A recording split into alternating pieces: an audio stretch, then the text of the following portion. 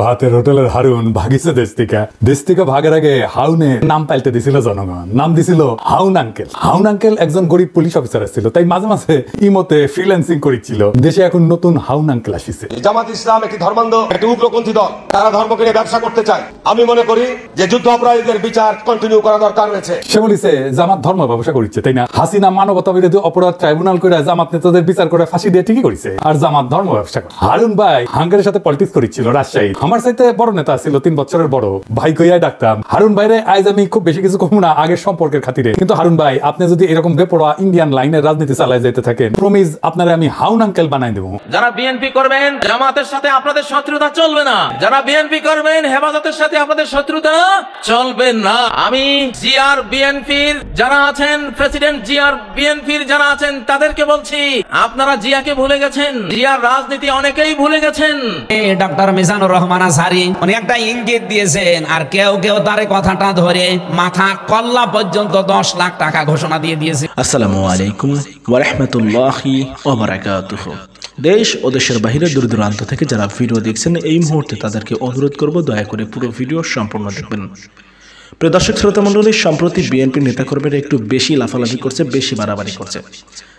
বিএনপির কিছু নেতাকর্মীদের ভাবসাব দেখে মনে হচ্ছে তারা ক্ষমতায় চলে গেছে, বিএনপি এখন রাষ্ট্র ক্ষমতায় আছে, তারাই দেশের মালিক হয়ে গেছে।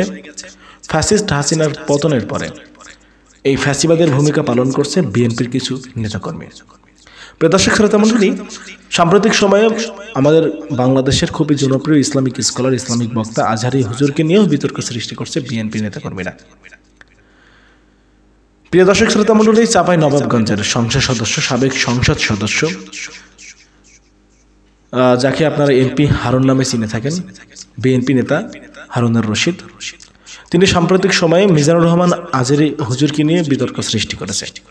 তিনি মিজানুর রহমান আজহারী হুজুরকে রাজাকারের বাচ্চা বলেছে মিজানুর রহমান আজহারী হুজুর ধর্ম ব্যবসায়ী, লেবাসধারী শয়তান। এবং ফজলুর রহমান বিএনপির আরো একজন খুবই সুপরিচিত মুখ, খুবই জনপ্রিয় একজন নেতা। তো ফজলুর রহমান তিনিও মিজানুর রহমান আজহারীকে উদ্দেশ্য করে বিতর্ক সৃষ্টি করেছে, জামায়াত ইসলামকে নিয়ে নানাবিধ বিতর্কিত মন্তব্য করেছে। তো যে সমস্ত নেতাকর্মীরা বিএনপিকে ডোবানোর চেষ্টা করছে, বিএনপির নাম ভাঙিয়ে খাচ্ছে, তাদের উদ্দেশ্যে এবারে কঠোর জবাব দিয়েছে পিনাকি ভট্টাচার্য। প্রিয় দর্শক শ্রোতা মণ্ডলী, এমপি হারুন ফজলুর রহমানের মতো এই নামধারী মুখোশধারী বিএনপি নেতাকর্মীদের কিভাবে ধোলাই করলো পিনাকি ভট্টাচার্য, পিনাকি দাদা, আমরা সেটা দেখবো, তারপরে কথা বলবো। আশা করি সঙ্গে থাকবেন আপনারা পুরো ভিডিওটি জুড়ে আমাদের। আর ভিডিওটি যদি পারেন ভিডিওটি বেশি বেশি শেয়ার করবেন। ভাতের হোটেলের হারুন ভাগিছে দেশ থেকে ভাগের আগে হাউনের আবার আকিকা হয়েছিল, আকিকা দিয়ে নাম পাল্টে দিছিল জনগণ, নাম দিছিল হাউন আঙ্কেল। হাউন আঙ্কেল একজন গরিব পুলিশ অফিসার ছিল, তাই মাঝে মাঝে ইমতে ফ্রিল্যান্সিং করেছিল। দেশে এখন নতুন হাউন আঙ্কেল আসিছে। শুনেন নতুন হাউন আঙ্কেল কি বলে। জামাত ইসলাম একটি ধর্মান্ধ, একটি উগ্রপন্থী দল, তারা ধর্মকে নিয়ে ব্যবসা করতে চায়। আমি মনে করি যে যুদ্ধ অপরাধীদের বিচার কন্টিনিউ করা দরকার রয়েছে। সে বলিছে জামাত ধর্ম ব্যবসা করছে, তাই না? হাসিনা মানবতা বিরোধী অপরাধ ট্রাইব্যুনাল করে জামাত নেতাদের বিচার করে ফাঁসি দিয়ে ঠিকই করেছে, আর জামাত ধর্ম ব্যবসা করে। হারুন ভাই হাঙ্গারের সাথে পলিটিক্স করেছিল রাজশাহী।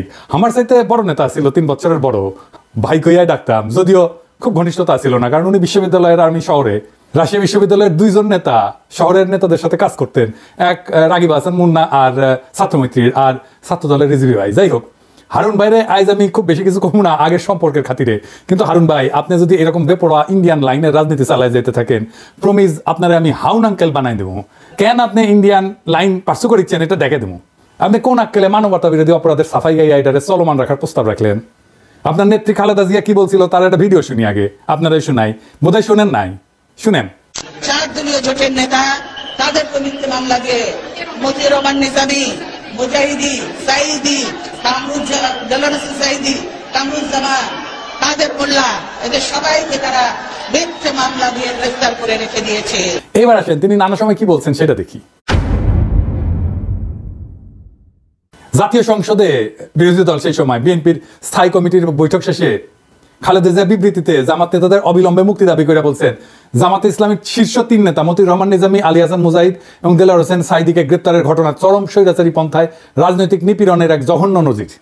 সুপ্রিম কোর্টের আইনজীবী সমিতির নবনির্বাচিত কর্মকর্তাদের এক সম্বর্ধনা অনুষ্ঠানে প্রধান অতিথির বক্তৃতায় খালেদা জিয়া বলছিলেন, বিচারের নামে প্রহসন এবং বিনা বিচারে আটকে রাখার এক জঘন্য ফাঁদ যুদ্ধাপরাধের বিচারের নামে গঠিত আন্তর্জাতিক অপরাধ ট্রাইব্যুনাল। এই ট্রাইব্যুনালের আইন, বিধি ব্যবস্থা, তদন্ত ও গঠন প্রক্রিয়া কোনো কিছুই স্বচ্ছ কিংবা আন্তর্জাতিক মানসম্পন্ন না। আন্তর্জাতিক মহল থেকে সে কথা পরিষ্কারভাবে বলে দেওয়া হচ্ছে, তবুও সরকার এই বিচারের নামে বিরোধী দল দমনের পথ বেছে নিয়েছে। এমনকি নয়াপল্টনে বিএনপির কেন্দ্রীয় কার্যালয়ের সামনে সার্জিউল জোটের সমাবেশে খালেদা জিয়া যুদ্ধাপরাধের বিচারের নামে প্রহসন চলছে বলে দাবি করছিলেন। যুদ্ধাপরাধের বিচারকে রাজনৈতিক উদ্দেশ্য প্রণোদিত প্রহসন ছাড়া কিছুই নয় বলে অভিযোগ করে খালেদা জিয়া বলছিলেন, প্রধানমন্ত্রী এক সময় জামাতে ইসলামীকে পাশে বসে রাজনীতি করছেন, তখন কোথায় ছিল যুদ্ধাপরাধ?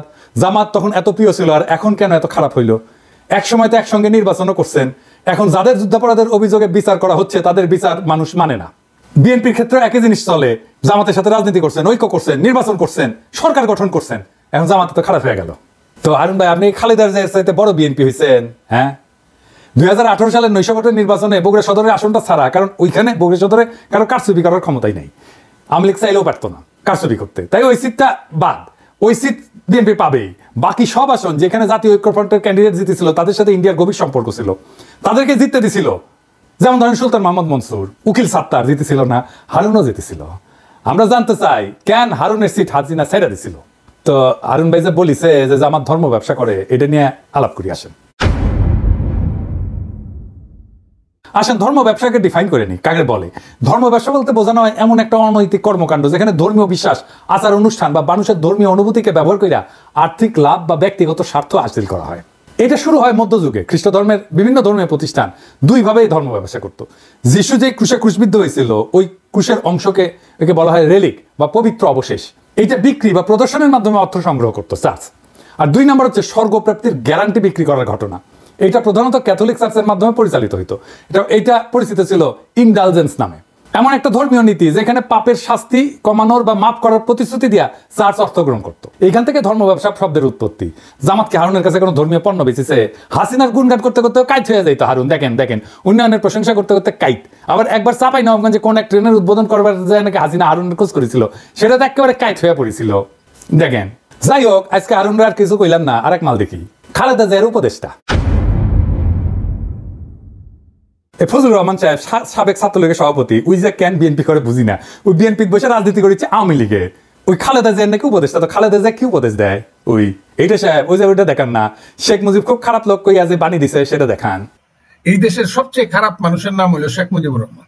উনি 3রা জানুয়ারি বঙ্গবন্ধু শেখ মুজিবুর রহমান 71 সনে রেসকোর্স ময়দানে মিটিং করে বলল, 6 দফার দাড়ি কমা সেমিকোলন বাদ দিয়ে যদি আমরা কেউ আপোষ করি, আপনারা আমাদেরকে জ্যান্ত কবর দিবেন। সে আপোষ না করে শেখ মুজিবুর রহমান খুব খারাপ কাজ করে। এই খারাপ কাজ করার কারণে দেশটা মুক্তিযুদ্ধ পর্যন্ত পড়ছে। বঙ্গবন্ধু শেখ মুজিবুর রহমান 25শে মার্চ পর্যন্ত ইতিহাসের ক্যাপ্টেন সে। 1966 সন থেকে 1971 সন পর্যন্ত ইতিহাসের মুক্তিযুদ্ধের ক্যাপ্টেনের নাম হলো শেখ মুজিবুর রহমান। এখানে জিয়াউর রহমান একটা সেঞ্চুরি মারছে নতুন প্লেয়ার হিসাবে। আর যে পাকিস্তানি সুন্দর সুন্দর ছেলেরা এসে আমাদের সুন্দরী মেয়েরা বিয়া করিয়া করাচি পিন্ডিতে নিয়ে যাইতো, আর আমরা মনে করতাম আমাদের বাগনা বাগনি গুলা খুব সুন্দর হয়েছে। এটা থেকে শেখ মুজিবুর রহমান আমাদেরকে বঞ্চিত করছে। খুব খারাপ মানুষ শেখ মুজিবুর রহমান। শুনলেন তো, এটা বিএনপির নেতা নাকি আওয়ামী লীগের নেতা? আরো শুনেন কি কয়, ছাত্রদের কোনো কন্ট্রিবিউশন ছিল না জুলাই আগস্ট বিপ্লবে, 90% বিএনপির কর্মী। জনতার সেই অবস্থার মধ্যে নিশ্চয়ই বৈষম্য বিরোধী ছাত্র আন্দোলন নামধারী নেতৃত্ব প্রকাশ্যে এবং গোপনে নেতৃত্বের ভূমিকা অবতীর্ণ হয়েছিল, কিন্তু সমস্ত জনগণের 95% ছিল জাতীয়তাবাদীর শক্তির সমর্থক। এদের প্রায় 99% লোক ছিল শহীদ জিয়ার আদর্শের কর্মী, খালেদা জিয়া এবং তারেক রহমানের কর্মী। কারণ আইসানি আসিচ্ছি, এই প্রসঙ্গে আসিচ্ছি। আপনার নেতা মির্জা ফখরুল কি কইছিল আন্দোলন সম্পর্কে? বিএনপি নাকি আন্দোলনে ছিল না। এই যে দেখেন, তার কথা শুনেন। আন্দোলনের সঙ্গে শিক্ষার্থীরা সরাসরি জড়িত, আমরা এই আন্দোলনের সঙ্গে কখনোই সরাসরি জড়িত নই। 90% বিএনপি কর্মী হয়ে গেল। আর দেখেন, ছাত্রদের বিরুদ্ধে কি বিপুল ঘৃণা। সমন্বয়ক নামে 22-23 বছরের ছাত্ররা ডিসির সাথে মিটিং করতে যেতেছে, আর ওনার পুচ্ছে আগুন ধরে গেছে। শুনেন, এখন বাংলাদেশের সব দলের চেয়ে বড় দলের নাম হলো সমন্বয়ক দল। কারণ সমন্বয়ক হইলে পরে ফার্স্ট ইয়ারে পড়েই ডিসি সাহেবের সাথে মিটিং করে প্রজেক্ট করা যায়। এইবার দেখেন নিজেই কি কইতেছে, যে ও নিজে, এই ফজলুর রহমান নিজে যখন ওই বয়সে ছিল, ওই বয়সে 32 জনের মারছে, যারা কইছে তারই মারছে, তার সাঙ্গ পাঙ্গরা। এই যে শুনেন, আমরা ছোটখাটো মানুষ, কিন্তু আমি যে 23 বছরে যে পাওয়ার পাইছিলাম, এখন ইউনূস সাহেবের সেই পাওয়ার নাই। আমি আবারও বলছি, 23 বছর বয়সে আমার হাতে যে পাওয়ার ছিল, মুক্তিযোদ্ধা কমান্ডার হিসাবে আমি ইচ্ছা করলেই বলতে পারতাম এরে ফেলায় দে, 16 ডিসেম্বরের আগে এ রাজাকার আমার বিরুদ্ধে যুদ্ধ করছে, ফেলায় দে। 15 জনকে গুলি করে আমার যে যে সৈনিকরা ছিল, মুক্তিযোদ্ধারা ছিল, ফেলাই দিয়েছে গাঙ্গের পারে। দেখেছেন তা মুরব্বী, আপনার কি আদৌ ডিসিদের সাথে মিটিং করে ছাত্রদের নিয়ে ইনকা বিশদগার করা উচিত? ওরা বিরোচিত কাজ করেছে, দলে দলে কাতারে কাতারে জীবন দিয়া সারা দেশের মানুষের জায়গায় তুলছে, ঐক্যবদ্ধ করছে। আর আপনার এখন পৌরুষ জায়গায় উঠছে না, আপনি কইতেছেন কোনো কন্ট্রিবিউশন নাই। আপনি হুশে আছেন মুরব্বী? আমি মুরব্বী মানুষ, বেশি কিছু কমু না। আপনারা করেছেন কি ঈদের পরে আন্দোলন কইরা কইরা তো বছরের পর বছর পার করেছেন, এখন গলাত প্রচুর জোর এসেছে না? আপনাদের তো মির্জা আব্বাস কইছে 28 অক্টোবর প্রাণ ভয়ে প্রতিরোধ করে তুলতে পারেন নাই, এখন পাঙ্খা গজাইছে, হিংসা হয় ছাত্রদের, আপনারা হাত মারিছেন, বুঝেছেন? 16 বছর ধরে হাত মারিছেন, ছাত্ররা পাইরা ফেলা মেরে দিচ্ছে 3 সপ্তাহে হাসিনার। ফাল পারা বন্ধ করবেন, আবার ফাল পারবেন তো পাবলিকে গলে পাইরা ফেলবে, খুব খেয়াল। এইগুলা হইতেছে বাকশালী ডিম, বুঝছেন? বিএনপির বাসাত রাখিছে, বিএনপি তা দিচ্ছে এগুলাতে, এটা ফুইটা বাকশালী চাও বাড়াবে। এবার বলেন, এই যে ভারত ঘাসার বাম এলিমেন্ট গুলা কই থেকে বাইরে হইতেছে বিএনপির মধ্যে থেকে, আর প্রমিনেন্স পাইতেছে, এত মিডিয়া কভারেজ পাইতেছে, এইখানে আছে বিএনপির আগাম নির্বাচনের দাবির প্রশ্ন। বিএনপির আগাম নির্বাচন এটা ইন্ডিয়ান গেম। এবার কইবেন যে কইলেই হলো, আমি কোনো অনুমান করে কথা বলি না। আপনি দেখেন বিনা সিক্রি কি কইতেছে, সে বাংলাদেশে 111 আগে ইন্ডিয়ান হাই কমিশনার ছিল, সে আগে নির্বাচন করে সংস্কার, এই আইডিয়ার প্রবক্তা শুনেন, তার মুখে শুনেন। The political parties of Bangladesh are saying this to Mohammed Yunus. Elections first. The reforms are to be done only by an elected government. This is business. এইবার যে এটা ইন্ডিয়ান যে প্ল্যান, এবার বুঝিছেন? বিএনপি কে তো জবাব দিতে হবে, কেন বিনা সিক্রি তাদের দাবির পক্ষে কথা বলে। বিএনপি যে নির্বাচন করিচ্ছে, এটা কি ঠিক কাজ হচ্ছে? তার আগে প্রফেসর ইউনূসের সরকার এনে সমালোচনা করে নিয়ে এটা বলার দরকার আছে, কারণ বিএনপি এই নির্বাচন করে সিক্কর পাড়ার পিছে প্রফেসর ইউনূসের সরকারের দায় আছে। তো কেন বিএনপি নির্বাচনের দাবি তুলতে পারতেছে সেটা আলাপ করা দরকার না? আসেন করি। প্রফেসর ইউনূসের সরকার তো এমনিতে স্লো, এমন উদ্ভট ডিসিশন নিতেছে যে ডায়পার পাড়ার উপদেষ্টারা, পাবলিক বিরক্ত হইতেছে। দৃশ্যমান উন্নতি আছে কিন্তু তাও পাবলিক বিরক্ত হইতেছে। এই যে হাসিনা আমলে 400 টাকা কেজি কাঁচামরিচ খাওয়াইছিল না, এখন কাঁচামরিচ এখন কত 40 টাকা কেজি, তাও মানুষ বিরক্ত কেন? আমি বলছিলাম না যে ভ্যাট শূন্য করে দিতে হবে ওষুধে, নিত্য ব্যবহার্য ওষুধে, এমন ভাবে নিত্য ব্যবহার্য ওষুধে কমাইতে হবে। আর লাইফস্টাইল ওষুধ মানে ভিটামিন, মিনারেল, প্রোবায়োটিক আর ধ্বজভঙ্গ সারানোর ওষুধ, এগুলোতে সরকারের ভ্যাট বাড়াই দিতে হবে, রাজস্ব যেন না কমে সরকারের। স্বাস্থ্য মন্ত্রণালয় কিন্তু এই প্রস্তাব নিয়ে কাজ করতেছিল, আমার প্রস্তাব গ্রহণ করছিল, তাদের ধন্যবাদ জানাই। তালিকা ফাইনাল হওয়া যাওয়ার মাত্র 2 দিন আগে ওষুধের উপরে ভ্যাট বসাই দিল অর্থ মন্ত্রণালয়। এতে নাকি সমস্যা হবে না, অর্থমন্ত্রী কইছে। আরে সমস্যা হবে কি হবে না এটা তো আমরা বুঝি। জিজ্ঞাসিলেন আমাদেরকে সালাউদ্দিন সাহেব, আপনি আমাদের মতামত দিয়েছিলেন রাষ্ট্রকে আপনার বাপের তালুকদারি, যে ইচ্ছা হইলো ভ্যাট বাড়াইলাম, আপনারা গালাইছিলাম, এরে ওরে কমপ্লেন করেছিলেন। নূরজাহান আপা বলে যে তুমি গালাইবা না এখন থেকে বয়স্ক মানুষকে, আমি গালি দেওয়া বন্ধ করেছি উনার রিকোয়েস্টে, আর আপনাদের পাঙ্খা গজাইছে। নূরজাহান আপা দেখেন, এবার দেখেন, আপনার কাছে তো আমি কমিটমেন্ট দিছিলাম গালি দিব না, দেখেন আপনার মন্ত্রণালয়কে খাইলো বাম্বু, পাবলিক এখন আপনারা গালাইতেছে যে আপনি বোধহয় ওষুধের দাম বাড়াইছেন। আচ্ছা সালাউদ্দিন সাহেব, ওষুধের উপরে ভ্যাট বাড়ানোর আগে আপনার একবারের জন্য মনে হইলো না যে আমি একটু স্টেক হোল্ডারদের সাথে আলাপ করে নিই? আমার সাথে আলাপ না করেন, আপনারা তো মানুষ বিলে মনে করেন না। হ্যাঁ বলেন, কার সাথে আলাপ করেছিলেন? আপনি যতই জ্ঞানী হন না কেন, আপনি যত জ্ঞানী হন, যত পাস দেন, যত পিএইচডি করেন, আপনি তো হেলথের বুঝেন, কিছুই বুঝেন না। আপনি তো ডিসিশন কেন নিজে নিজে নেন? বুঝান তো সালাউদ্দিন সাহেব, আপনার কথা কইবেন, স্টেক হোল্ডারদের সাথে কথা কইবেন, আমার সাথে কোন বা যার সাথে কোন কথা কনভিন্স করবেন কেন আপনি ভ্যাট বাড়াইছেন ওষুধের উপরে। আমার সাথে কথা কইতে চাইলে মোস্ট ওয়েলকাম, আগে কনভিন্স করবেন, তারপরে ওষুধের উপরে ভ্যাট বাড়াইবেন। আমি বলে আগুন জ্বালাই দেবো, জান কালা কালা করে দেবো আপনার। আমি প্যারিসে থাকলেও ঢাকার রাস্তায় আমি লাখো জনতা নামাইতে পারবো। ওষুধের উপরে ভ্যাট বন্ধ, ফুল স্টপ, 1 পয়সা ভ্যাট বাড়াবেন না। এবার আসেন বিএনপির নির্বাচনের প্রশ্ন। আচ্ছা বিএনপি ভাইরা, আপনারা যে নির্বাচন করছেন, ইকোনমির অবস্থা জানেন? ইকোনমি যে জয় বাংলা হয়ে আছে সেটা জানেন? খবরই তো নাই। অর্থনীতির অবস্থা নিয়ে ভিডিও আসবি, আমি ভয় পাইতে চাই নাই, তাই এটা নিয়ে কিছু বলি নাই। আপনার বলে যেতেছে, আপনার না বললে আপনারা বুঝবেন না কিসের মধ্যে ল্যান্ড করতে যাইতেছেন। এর মধ্যে রাষ্ট্র ক্ষমতা যাবেন, পারবেন না তো চালাইতে, দেশে চালাইতে পারবেন না, টাকা নাই তো। আর আপনারা কি তৈরি রাষ্ট্র ক্ষমতা নেওয়ার জন্য? আপনার ছায়ামন্ত্রী সভা কই? রাষ্ট্রপ্রধান কে হবে? এইসব কি দেশবাসী জানা উচিত না? এই যে 5 মাসের বেশি গেল, এই সময় অন্তঃসার শূন্য বক্তিমা ছাড়া আর কি দিচ্ছেন?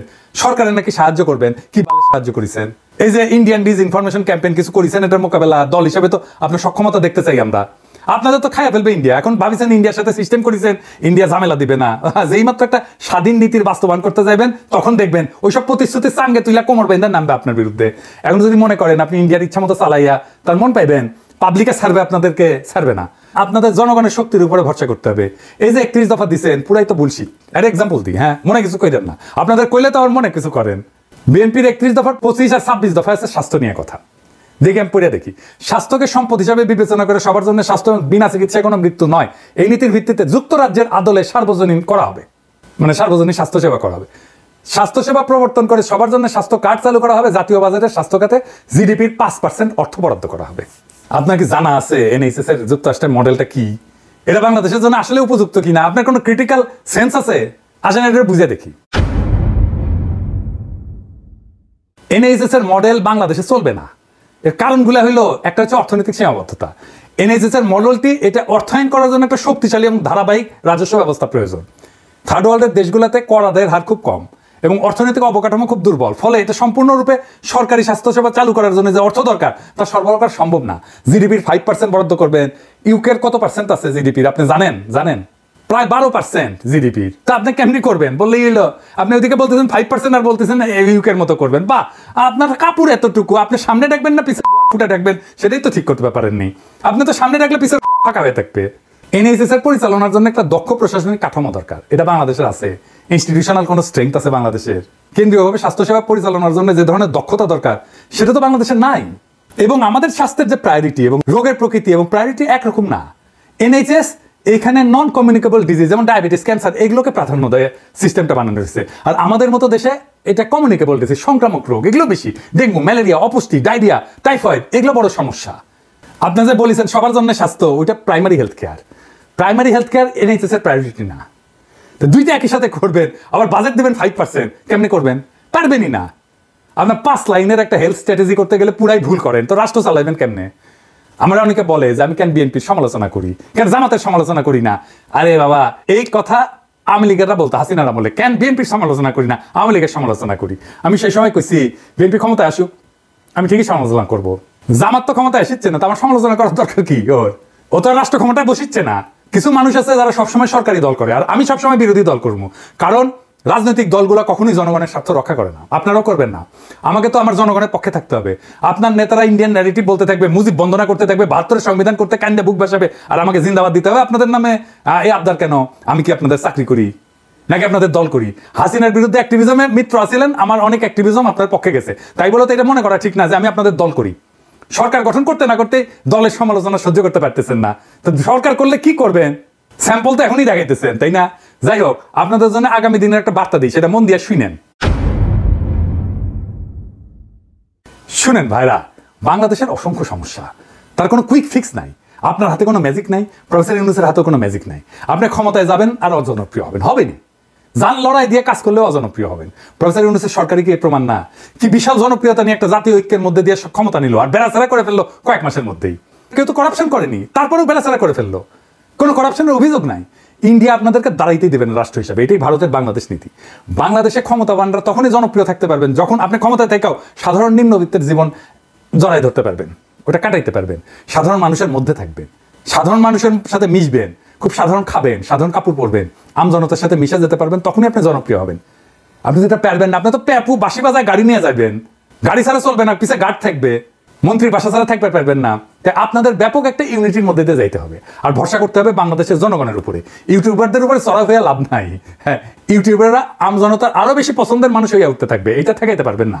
হুদাই ট্রাই করেন না। আপনার দলের বাম, আওয়ামী লীগ আর 72-এর সংবিধান আর ইন্ডিয়া প্রেমীদের ঠেকান। আপনাদের সাথে সম্পর্ক তাইলে রচিত হবে। আমরা তো জনগণের পক্ষ ছাড়বো না।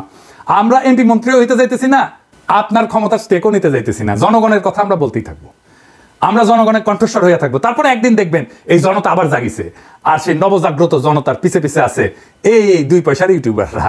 এই জিনিস যদি দেখতে না চান, তার বদলে আপনারা জায়গা ওঠেন, জনতার শক্তিকে ধারণ করেন, জনতার আকাঙ্ক্ষাকে ধারণ করেন, দেশ এবং জাতি উপকৃত হবে। ইনকিলাব জিন্দাবাদ। যারা বিএনপি করবেন, জামাতের সাথে আপনাদের শত্রুতা চলবে না। যারা বিএনপি করবেন, হেফাজতের সাথে আপনাদের শত্রুতা চলবে না। আমি জিআর বিএনপির যারা আছেন, প্রেসিডেন্ট জিআর বিএনপির যারা আছেন, তাদেরকে বলছি, আপনারা জিয়াকে ভুলে গেছেন, জিয়ার রাজনীতি অনেকেই ভুলে গেছেন। এমন জনপ্রিয় বক্তা মিজানুর রহমান আজহারী, তাকে নিয়ে এত বেশি সমালোচনা কারা করছে? তাদের পরিচয় কি? তারা কি চাইছে? এবং আজহারীর মাহফিল ঘিরে একটি গ্রুপ বারবারই বিশৃঙ্খলা সৃষ্টির চেষ্টা করছে। তারা কারা? আমরা যশোরে দেখেছি, আমরা সিলেটেও দেখেছি, এবং সিলেট নিয়ে যারা অতিরঞ্জিত করেছেন, সোশ্যাল মিডিয়া যারা অতিরঞ্জিত ছড়াচ্ছেন, তারা কারা? তাদের পুরো উদ্দেশ্যটা কি এবার একটু বর্ণনা করতে চাই। দর্শক, বাংলাদেশের ইতিহাসের সবচেয়ে জনপ্রিয় ওয়াজি হিসেবে নিজের নামটি পুরো পৃথিবীতে আলোকিত করেছিলেন আল্লামা দেলোয়ার হোসেন সাঈদী। এরপর তার শহীদ হওয়ার পর, মানে তাকে পরিকল্পিত হত্যার পর, বাংলাদেশের সেই স্থানটি দখল করতে হাঁটছেন বা সেই পথেই হাঁটছেন মিশরের আল আজহার বিশ্ববিদ্যালয় থেকে ডক্টরেট শেষ করা মিজানুর রহমান আজহারী। বাংলাদেশের ইতিহাসে যদি এই দুজনকে আমরা এক করি, বলতে পারবো তাদের দুজনেরই বক্তব্যের ধরন প্রায় এক। আজহারী যেহেতু এই প্রজন্মের বক্তা, তিনি চেষ্টা করেন যুব সমাজকে তার বক্তব্যে টানতে, তাই এমন কিছু বিষয় তিনি উপস্থাপন করেন বা ভাষাগত কিছু পরিবর্তন, সেটা বাংলার সঙ্গে ইংরেজির মিশ্রণ, সবকিছু, এটা হলো তার একটা ওয়াজের স্টাইল।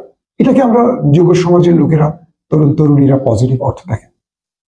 প্রশ্ন হলো, আজহারীকে কারা বিতর্কিত করতে চাইছে এবং কেন বিতর্কিত করতে চাইছেন? বাংলাদেশের এত এত বক্তা এত বক্তব্য দেন, এত ভুলভাল বলেন, কোনোদিন কাউকে নিয়ে আলোচনা হয় না। মিজানুর রহমান আজহারী যখন কোনো একটা বক্তব্য দিতে গিয়ে কোনো ইশারা শব্দ ব্যবহার করেন, এটা আরবিতে বলে ইসমে ইশারা, এরকম অনেক ব্যাপার থাকে, তো ইঙ্গিতপূর্ণ কোনো শব্দ ব্যবহার করেন, কোনো অলংকার শব্দ ব্যবহার করেন, এটা নিয়ে আমাদের অনেক আলেমরা বিতর্ক সৃষ্টি করেন। কারণটা কি?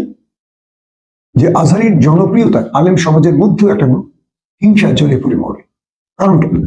কারণটা কি? প্রত্যেকে চায় নিজেকে শ্রেষ্ঠ বানাতে। আমাদের দায়ীরা, তারা যদি কোরআন এবং হাদিসে বক্তব্য রাখেন এবং আল্লাহর উদ্দেশ্য হাসিলের উদ্দেশ্যে কাজ করেন বা আল্লাহর বিধানকে সমাজে প্রতিষ্ঠিত বা প্রতিষ্ঠার জন্য কাজ করেন, তাদের মধ্যে হিংসাগুলো একেবারে উচিত না। কিন্তু আমাদের আলেমদের মধ্যে হিংসা আছে। গত 5 বছর আজহারী বাংলাদেশে ওয়াজ করতে পারেনি, তাকে ওপারের একটি দেশ এবং বাংলাদেশের সরকার দেশ ছাড়া করেছে। এটা নিয়ে অনেকে সমালোচনা করছেন যে আজহারী যদি এত সাহসী হতো, কেন তিনি দেশ ছেড়েছেন? এই বাংলাদেশ থেকে কিন্তু অনেকে দেশ ছেড়েছেন, 15-18 বছর অনেকে দেশে ফেরেন। এই যে বিতর্কগুলো তৈরি হয়, তখন হয় কি, ওই দিকে আবার বিতর্কটা ছড়িয়ে যায়। এটা পরিকল্পিত বিতর্ক, কিন্তু শেষ পর্যন্ত ক্ষতিটা হয় আমাদের নিজেদের। তো আজহারীকে নিয়ে এত আলোচনা সমালোচনার কারণটা কি আসলে? আজহারী যে বক্তব্যটা দিয়েছিলেন, একদল খেয়েছে এত বছর, আরেকটা দল খাওয়ার জন্য রেডি হচ্ছে। এবং গতকালকে সিলেটে আজহারী এটা ব্যাখ্যা দিলেন। তিনি বললেন, আমি তো কোনো দলের কথা বলি, কোরআনের দায়ী হিসেবে এবং বাংলাদেশের নাগরিক হিসেবে আমার অধিকার আছে এই রাষ্ট্র নিয়ে কথা বলার। কিন্তু একদল বলে দিলেন তিনি ধর্মীয় ব্যক্তি, তিনি কেন রাজনীতির কথা বলবেন? মানে এই লোকগুলোর কথা শুনলে মাঝে মাঝে হাসিও পায়, কান্নাও পায়। আমার রাসূল ছিলেন সবচেয়ে বড় রাজনীতিবিদ। তিনি শুধু ধর্ম প্রচারক ছিলেন না, তিনি ইসলামী রাষ্ট্র প্রতিষ্ঠা করেছিলেন, তিনি গোয়েন্দা ব্যবস্থা চালু করেছিলেন, তিনি কূটনীতি, আমরা যেটাকে বলি পররাষ্ট্রনীতি, তিনি তৈরি করেছিলেন। একটা রাষ্ট্র প্রতিষ্ঠার যতগুলো দিক থাকে সবগুলো আমার রাসূল করেছিলেন। কিন্তু আমাদের এই লোকগুলো, যারা এখনো কোরআন শুদ্ধ করে পড়তে পারেনি, যারা সন্ধ্যার পর ক্লাবে গিয়ে এখনো মদ পান করেন, যারা 5 ওয়াক্ত নামাজ দূরে থাক, ঈদের নামাজটি সঠিকভাবে পড়তে পারেন না, সেই সব ব্যক্তিরা এসে এখন আমাদের ধর্মগুরুদের বা স্কলারদের তাদেরকে ইসলাম শেখাচ্ছে। মানে বাংলাদেশে একটা মুসলিম রাষ্ট্র আমরা বলি, কিন্তু আমাদের মুসলমানদের মধ্যে হীনমন্যতা বা আমাদের শিক্ষার যে অভাব, এটা অন্তে অন্তে বোঝা যায়। কিরকম? যে লোক নিজে কোরআনটাই ঠিক মতো পড়তে পারে না শুদ্ধ করে, যে লোক জীবনে পূর্ণাঙ্গ কোরআনটা একবার অর্থ সহ পড়েনি, সেই লোক বলছেন কেন ধর্মীয় বক্তারা রাজনীতি নিয়ে কথা বলবে? রাজনীতির কথা তো আমার রাসূল বলে গেছে না বাবা, রাজনীতি তো আমার কোরআনের প্রতিটি পাতায় পাতায় ছড়িয়ে আছে। আমাদের ধর্মগুরুরা, ইসলামিক স্কলাররা রাজনীতির কথা বলেন। কোন রাজনীতির কথা? যে রাজনীতির মাধ্যমে আল্লাহ রাসূলের বিধানসমূহ সমাজে প্রতিষ্ঠিত হবে, যে বিধান আমার আল্লাহ রাসূলকে দিয়ে গেছেন কোরআনের মাধ্যমে।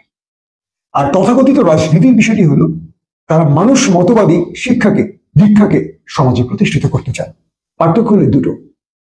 বেসিক্যালি এরাও জানেন যে মসজিদ হলো সবচেয়ে বড় রাজনীতির জায়গা, আর সেই রাজনীতিটা কি?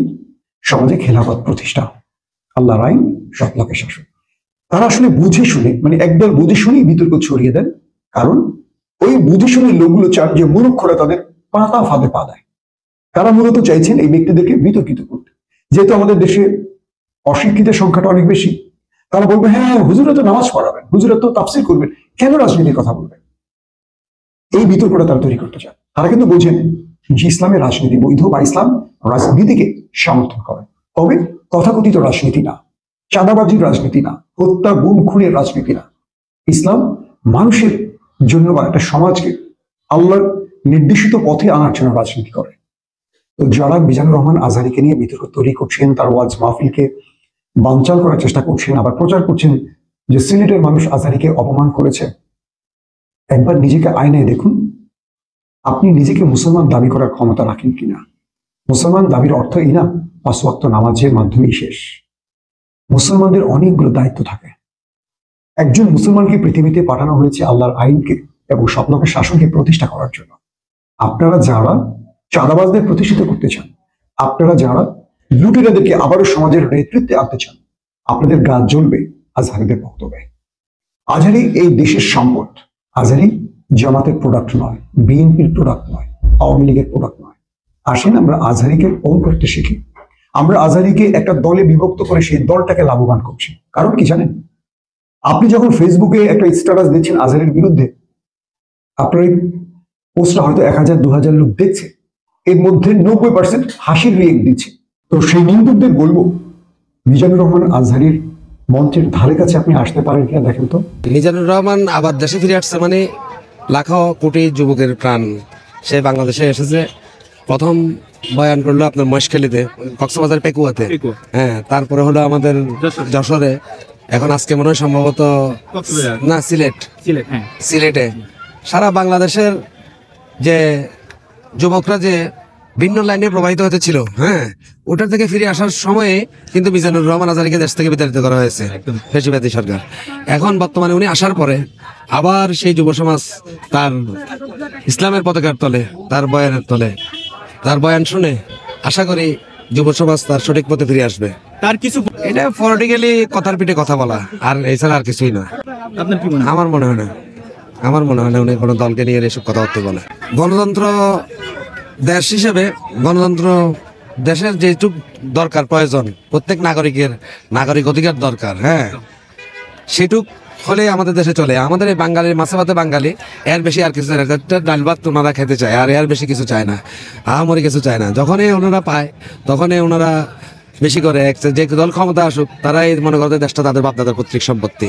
এছাড়া গণতন্ত্রের পথে চললে, গণতন্ত্রগামী দেশে গণতন্ত্র যদি সুসংহত হয়, তাহলে আমার মনে হয় দেশটা আরো অনেক এগিয়ে যাবে। জি, আলহামদুলিল্লাহ আমরা সন্তুষ্ট। তার মতো একটা আলেম বিগত দিন আমাদের কাছে ছিল না, আমার খুবই কষ্ট ছিল আমরা দিন যাপন। এখন সে আসছে, আমরা অনেক সন্তুষ্ট। আর আমরাও চাই যে বাংলাদেশে ইসলাম প্রচার হোক, তার মতো একটা দিনের দায়ী দরকার আছে আমাদের দেশে। ঠিক আছে, আলহামদুলিল্লাহ আমরা সন্তুষ্ট। না, আমার দলের মনে হয় না। সে নির্দলীয় একজন আলেম, উচ্চ পর্যায়ের আলেম। ওনার মতো আলেম বাংলাদেশে খুবই কম আছে। সাইদি সাহেবের পরে যদি আমি কাউকে দেখি তাহলে তাকে আমি দেখি। আর অনেক আলেম আছে রাজনীতিবিদ, কিন্তু আমি তারে খুব ভালোবাসি, খুব যোগ্যতাশীল আলেমের ভিতরে একজন। আসলে আজহারী সাহেব তো কোনো রাজনীতি সাবজেক্টের অঙ্গন না, সে একটা হক্কানি আলেম, হকের কথা বলে, কোনো রাজনীতি সাবজেক্টের সে লোকও না। সেই ইঙ্গিতে তার ভিতরে আমি পাইও নাই বন্ধু, যত প্রোগ্রাম তার দেখছি, আমি ইউটিউবেই দেখছি, আমি তার লাইভে কখনো দেখি নাই। তো আমি এরকম ইঙ্গিত তার ভিতরে আমি পাই নাই কখনো। কথা বুঝতে পারছি, এটা হচ্ছে কথা। আলেম এবং বড় মাপের আলেম, তার কথাবার্তা আমারও ভালো লাগে। আর সে আসছে, আমিও খুশি, মনে হয় সবাই খুশি। আচ্ছা, এটাই আর না, যাবে কেন? এটা তো তার দেশ, এদেশে ইসলামের খেদমত করা তো তার কর্তব্য। আচ্ছা, সে যাবে কেন? রাজনৈতিক নেতারা যদি তাদের বুঝের ভুল হয় তাহলে সেটা শুধরাই নেওয়া উচিত, কারণ মিজানুর রহমান তো তার কোরআনের কথাই বলে। সম্মানিত বন্ধুগণ, দর্শক শ্রোতা, আপনারা দেখতে পারলেন। ব্যক্তিগত মতামত অবশ্যই কমেন্টে জানিয়ে যাবেন, আপনারা কি বলতে চান, আপনাদের অপিনিয়নটা কি থাকবে।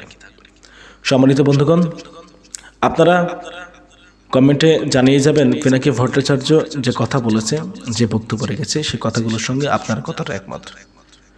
প্রিয় দর্শক শ্রোতা মণ্ডলী, আমি বলবো বিএনপি নেতাকর্মীদের পরিবর্তন হতে।